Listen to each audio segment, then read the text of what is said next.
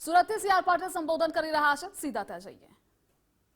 બનાવના અનુસંધાને આજની આ પ્રેસ બોલાવવામાં આવી છે. કોંગ્રેસ જે બંધારણની વાત કરે છે એ બંધારણને તોડવું મરોડવું એ એનો ગમતો વિષય છે.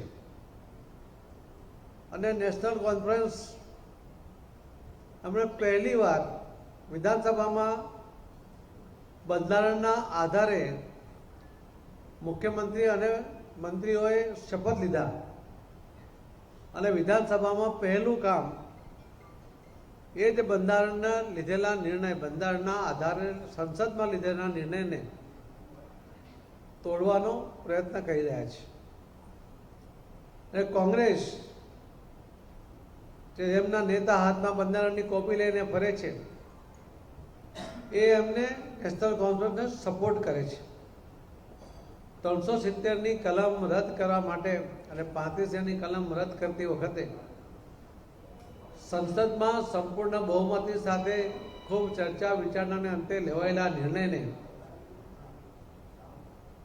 અવગણવાનો પ્રયત્ન કોંગ્રેસ અને એમસી બંને મળીને કરી રહ્યા છે.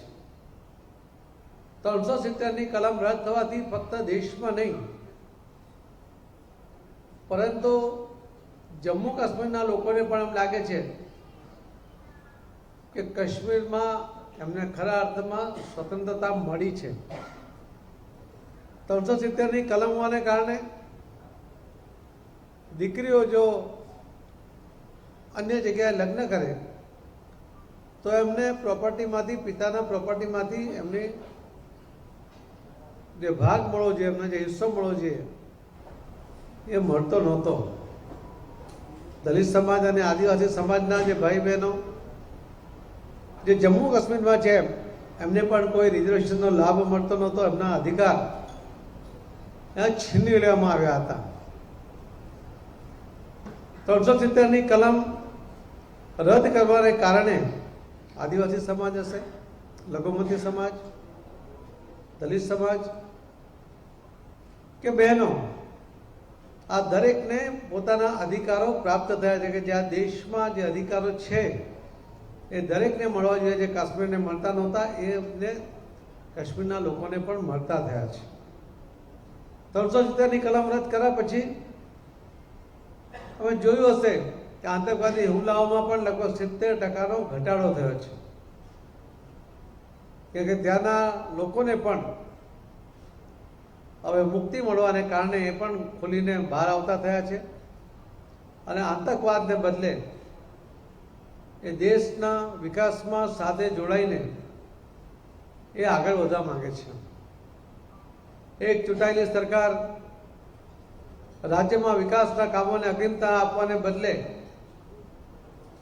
પહેલું કામ સંસદ દ્વારા લેવામાં આવેલા નિર્ણયને તોડવાનો પ્રયત્ન કરે, એમાં કોંગ્રેસને સપોર્ટ કરે.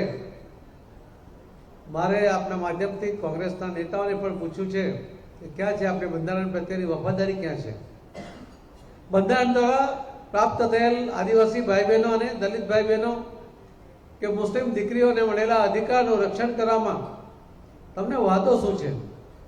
તમે કેમ એમના અધિકાર છીની લેવા માંગો છો? આનો જવાબ એમણે આ દેશને આપવો પડશે, એ તો આ દેશના લોકો એમને જવાબ આપશે એવો મને વિશ્વાસ છે.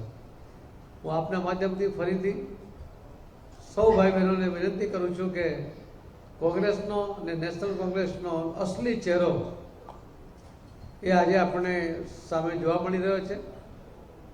પરંતુ એમને ગમે એટલા ધમપછાડા હશે, ગમે એટલા પ્રયત્ન હશે, ગમે એટલી એમની મેલી મુરાદ હશે, પરંતુ એ પૂરી થવાની નથી. 370ની કલમ જે રદ થઈ છે, જેને સુપ્રીમ કોર્ટે પણ માન્યતા આપી છે, એ ચોક્કસપણે એ રહેશે અને કોઈ હટાવી નહીં શકે, એનો પણ આપણે હું વિશ્વાસ આપું છું. ધન્યવાદ.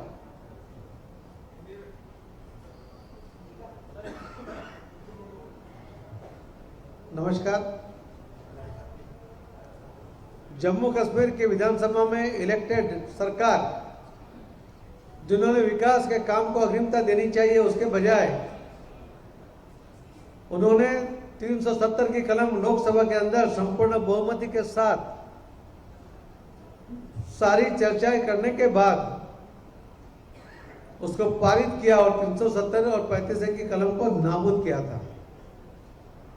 उसके कारण जम्मू कश्मीर में रहने वाले आदिवासी भाई बहन, दलित भाई बहन और मुस्लिम बेटियों को भी जो अधिकार प्राप्त नहीं होते थे वो अधिकार प्राप्त होने लगे। पूरे देश में आदिवासी भाई बहनों को, दलित भाई बहनों को जो रिजर्वेशन का अधिकार मिलता है वो भी ये 370